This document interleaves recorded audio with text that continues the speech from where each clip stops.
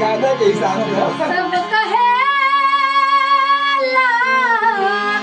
कि बहुत सुहरवार ना लागे ना काचे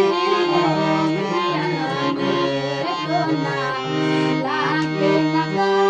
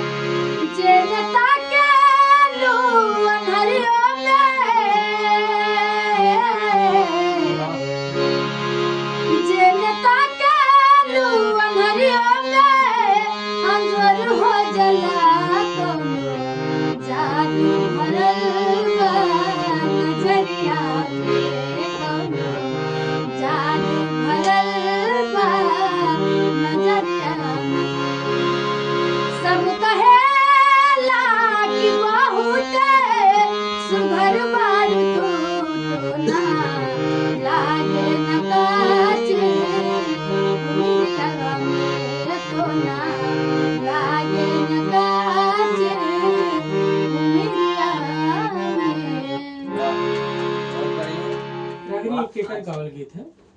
केकर गावल गीत है? ये अपन ना केकर गावल गीत पता नहीं हमें नहीं पता है। केकर है वो? लात सुतार शुरुआत करवा देते हैं ना।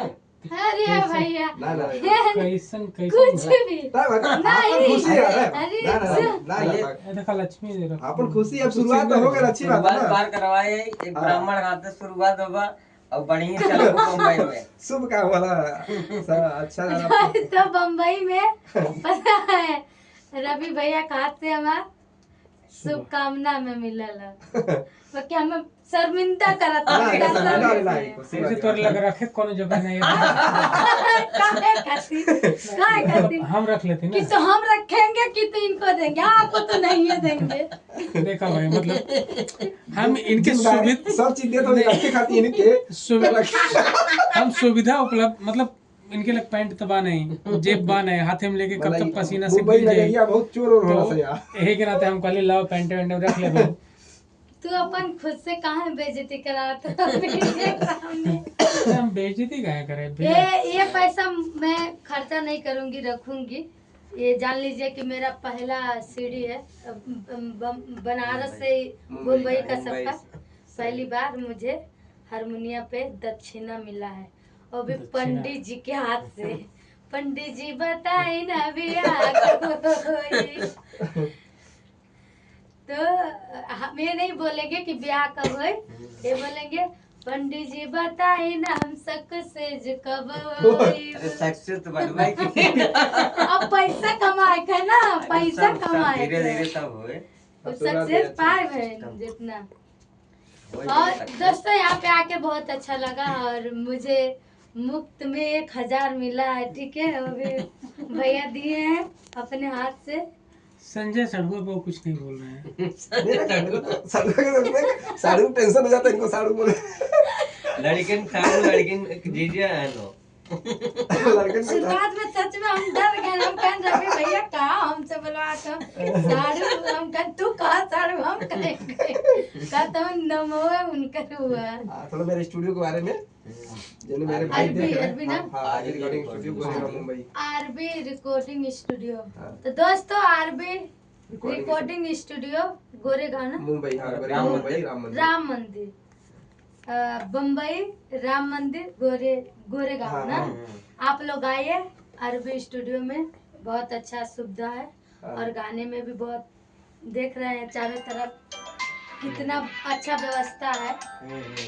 और आप लोग आइए उनके पास गाइए और मैं भी आई हूँ गाने के लिए, मुझे भी आप लोग आशीर्वाद दीजिए। सही है। यहाँ पे बहुत बड़े बड़े लोग गा के गए हैं, मैं भी गा के जाऊँ। वैसे मैं एक टुकड़ा गा ली हूँ, बाद में गाऊँ चाहे ना गाऊँ मैं भी शुरुआत हो जाऊंगी गया। तो बोलूंगी कि गा के मैं भी गाई हूँ। बड़े बड़े लोग गा के गाए हैं। बम्बई में सबसे पुराना स्टूडियो है ना भोजपुरी मतलब इधर का। राम मंदिर का राम राम मंदिर मंदिर में मतलब पुराना है अपना भोजपुरी लाइन का। भोजपुरी हाँ लाइन मतलब लगभग कितने 10 10 साल हो गया। 10 साल। हाँ 10 साल से ऊपर हो गया। बताइए 10 साल हो गया। बम्बई में मैं 3 बार आई, पहली बार है मेरा। तो मध्यम होता है ना, यहाँ तो बहुत कुछ है अलग अलग